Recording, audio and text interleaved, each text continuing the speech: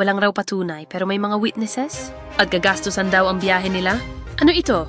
Magkwentong barbero on international stage. At may bayad pa. Alamin, panoorin, pakinggan ang pahayag ni VP Sara at ikaw na ang humusga.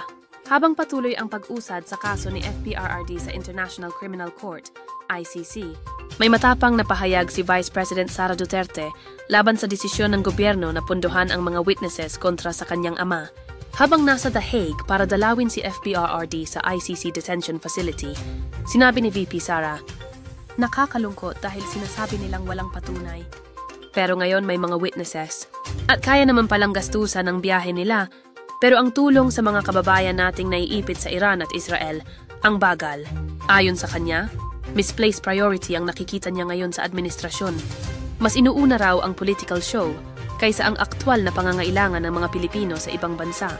Dagdag pa ni Duterte, nakikita ng taong bayan, politika ba ang prioridad o kapakanan ng mamamayan?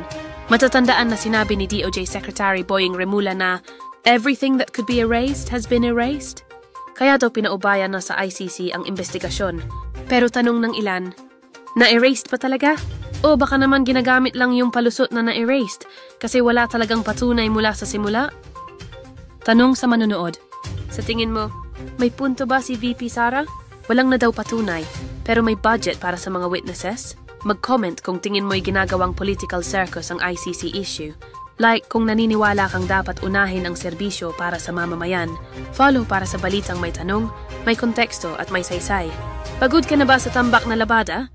Sa Savian Instafresh malinis na disinfected pa.